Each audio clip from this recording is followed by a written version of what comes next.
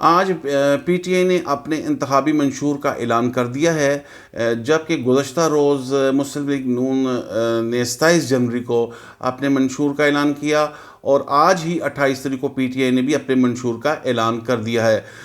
Barrister گور جو کہ جنہوں نے آج اس پی ٹی آئی کے منشور کا اعلان کیا ہے، وہ دوران گفتگو انہوں نے اڈیالہ جیل میں جو سماعت ہو رہی ہے عمران خان کے اوپر مقدمات اور شاہ محمود قریشی کے اوپر مقدمات کو لے کے جو وہاں پہ سماعت ہو رہی ہے، اس کے حوالے سے کچھ گریونسز تھیں،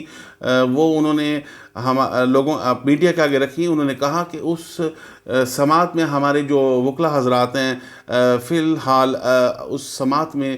حاضر ہونے سے قاصر ہیں، کیونکہ وہ اپنے اپنے کانسٹیچوئنسیز میں انتخابی سرگرمیوں میں مصروف عمل ہیں، تو اس لیے بھی وہ کورٹ میں سماعت کے لیے نہیں آ سکتے۔ تو جج صاحب کو کیا اتنی جلدی ہے کہ انہوں نے اپنی مرضی سے ہمارے لیے وکلا جو ان سے ہمارے کیسز کے لیے اپوائنٹ کیے ہیں، اور جس میں ہمارے ساتھ کوئی مشاورت بھی نہیں کی گئی، اور یہ جو وکلا اپوائنٹ کیے ہیں یہ ماضی میں ہماری اس کیس میں پروسیکیوٹر بھی رہ چکے ہوئے ہیں، جو کہ انتہائی سراسر غلط ہے اور یہ آئین کی خلاف ورزی کی گئی ہے۔ اور انہوں نے یہ بھی کہا کہ یہاں جو عدالتیں لگتی ہیں اس میں پتہ نہیں صرف ہمیں ہی انہوں نے فوری طور پہ انصاف دینا ہے۔ صبح 8 بجے سے لے کے شام کو 4 بجے تک یہ عدالت جو سی ہے لگی رہتی ہے، سماعت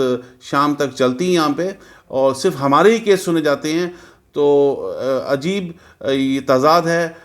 صرف ہمارے اوپر ہی فوکس کیا ہوا ہے۔ تو اس میں آگے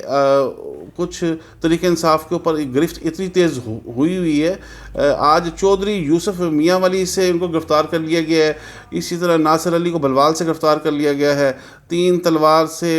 اپنا، اور کلفٹن میں کچھ شیلنگ ہوئی ہے، پولیس والے بھی اس میں زخمی ہیں، کچھ طریق انصاف کے کارکنان زخمی ہوئے ہیں۔ تو یہ ایک بڑی پریشان کن صورتحال رہی ہے، اور اس میں جو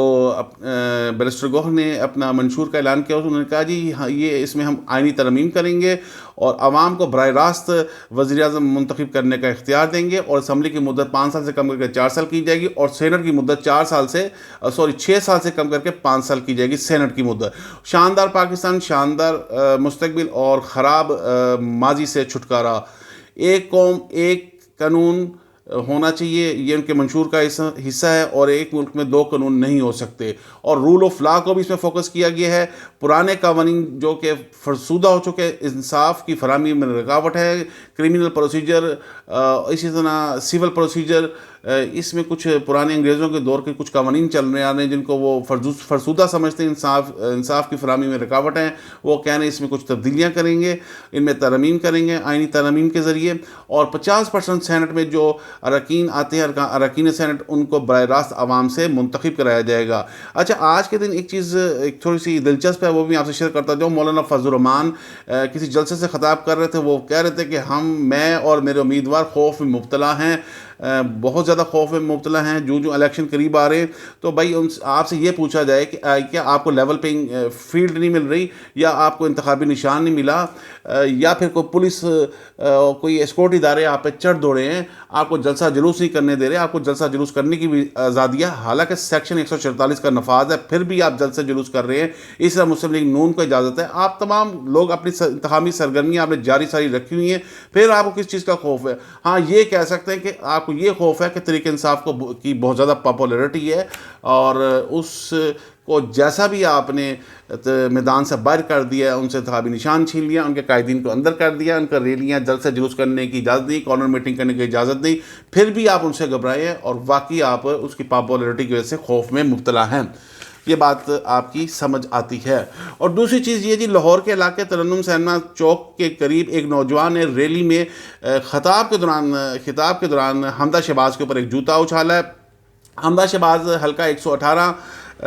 نیشنل اسمبلی کا حلقہ 118 سے امیدوار ہیں۔ یہاں وہ انتخابی مہم کے سلسلے میں ایک ریلی کی قیادت کر رہے تھے، جو کہ مختلف علاقوں سے ہو کے گزر رہی تھی۔ اسی دوران حمزہ نے کچھ کارکنوں سے جب خطاب کیا، اور پھر جب یہ ریلی آگے کی طرف گئی، ترنم سینما چوک کی طرف، وہاں پہنچنے سے پہلے اس شرکا میں موجود کسی ایک نوجوان نے ان کے اوپر ایک جوتا پھینکا، جو جوتا ان کو ہٹ کیا، اور اس پر وہاں پہ مشتعل لیگی کارکنان نے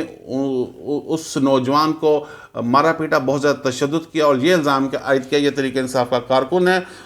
اس پر موقع میں موجود مقامی لوگوں اور قائدین نے مسلم لیگ نون کے چنگل سے اس نوجوان کو چھڑایا اور مکان میں منتقل کر دیا، اور شیڈول کے مطابق یہ ریلی ترنم سینما چوک پہنچ کے ختم ہو گئی۔ اچھا، نون لیگ اور پیپل پارٹی کے درمیان آج کل بڑی دلچسپ گفتگو چل رہی مناظرے کو لے کے۔ بلاول بھٹو نے نواز شریف کو جون سا ہے اپنا مناظرے کا چیلنج کیا ہے، اور شہباز شریف نے اس مناظرے کے چیلنج کو ایکسیپٹ کرتے ہوئے ٹویٹر پہ پیغام جاری کیا ہے، اور انہوں نے کہا ہے کہ یہ آپ ہمیں مناظرے کی دعوت دینے کی بجائے بہتر ہوتا کہ آپ ہمیں معائنے کی دعوت دے دیتے، تو ہم وہاں آ کے مناظرہ بھی کر لیتے اور موازنہ بھی کر لیتے۔ تو اس پہ فوراً بلاول بھٹو نے اس کا جواب دیتے ہوئے ری ٹویٹ کیا۔ انہوں نے کہا کہ آپ راہ فرار اختیار مت کریں، آپ جون سا ہے اپنے بھائی سے مشورہ کر کے ہمیں شہر کا نام بتائیں، اور ہمیں یہ بتائیں کس طریق کو آپ ہم سے مباحثہ کریں گے، کس دن مناظرہ کریں گے۔ اور اول تو اگر آپ یہاں پہ مناظرہ کرنا چاہتے تھر کا علاقہ بھی موجود ہے جہاں سے جو کوئلہ نکلتا ہے آپ کے فیصل آباد کو بجلی فراہم کر رہا ہے، اور اگر آپ خیرپور میں کرنا چاہتے ہو، خیرپور میں ایک گمپٹ ہاسپٹل ہے جو کہ آپ کے پنجاب کے تمام ہاسپٹل سے بہت بہتر ہے، اور یہاں پہ مفت علاج معالجہ کیا جا رہا ہے، اور پنجاب کے تقریباً لگ بھگ کوئی 84,000 کے قریب افراد پنجاب سے یہاں سے علاج کروا چکے ہیں۔ اچھا جی، غزہ کی صورتحال وہ آپ سے میں شیئر کرنا چاہ رہا ہوں۔ آج 24 گھنٹوں کے دوران تقریباً 250 کے قریب کیجولیٹیز وہاں پہ ہوئی ہیں، اور 260 کے قریب وہاں پہ افراد زخمی ہو چکے ہیں، اور امریکہ جو کہ اس وقت مذاکرات کے حوالے سے فرانس میں موجود ہے، اس کے CIA کے ڈائریکٹر ولیم وہاں موجود ہیں، جو کہ مصر کے جو ان سے ہیں انٹیلیجنس کے سربراہ وہ بھی وہاں موجود ہیں اس مذاکرات کے لیے، اور قطر کے وزیر اعظم وہاں پہ موجود ہیں، اور موساد کے سربراہ وہاں پہ موجود ہیں۔ تو یہ جو سا ہے وہاں پہ عارضی جنگ بندی کے حوالے سے کچھ معاہدہ ہونے جا رہا ہے، اور امریکہ نے اس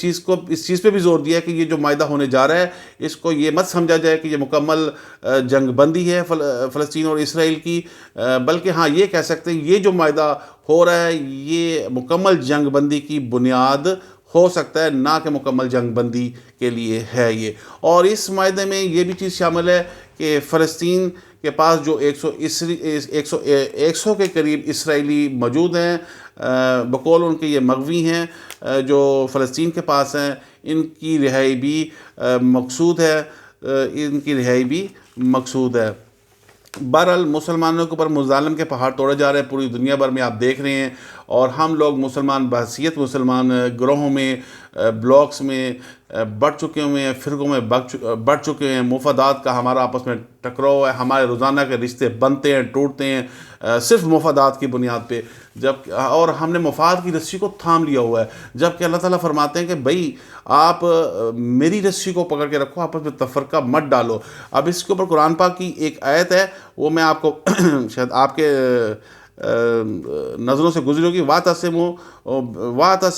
بِحَبْلِ اللَّهِ جَمِيعًا وَلَا تَفَرَّقُوا۔ تو اس میں اللہ تعالیٰ فرما رہے ہیں کہ بھئی آپ اللہ کی رسی کو مضبوطی سے پکڑ کے رکھو اور تفرقے میں مت پڑو، تو کامیابی ہے۔ اس طرح علامہ اقبال نے فرمایا، دیکھیں مسلمان ہونا بڑا ضروری ہے، وگرنہ پورے دنیا میں مسلمانوں کے اوپر ظلم و ستم ہوتا رہے گا۔ کشمیر دیکھ لیں کیا ہوا، چچنیا میں کیا ہوا، یہ فلسطین میں کیا ہو رہا ہے، برما میں پیچھے کیا ہوا، انڈیا میں مسلمانوں کے ساتھ کیا ہو رہا ہے، جہاں مسلمان ہیں وہاں پہ ظلم و ستم کے پہاڑ توڑ دیے جاتے۔ وجہ صرف یہی ہے کہ ہمارے اندر ایمان کا جذبہ نہیں ہے، ہم وہ مسلمان نہیں ہیں، کلمہ گو بے شک ہیں لیکن ہمارے وہ اعمال نہیں ہیں۔ تو علامہ اقبال نے یہی کہا ہے کہ ایک ہو مسلم حرم کی پاسبانی کے لیے، ایک ہو مسلم حرم کی پاسبانی کے لیے، نیل کے ساحل سے لے کر تاب خاک کاشغر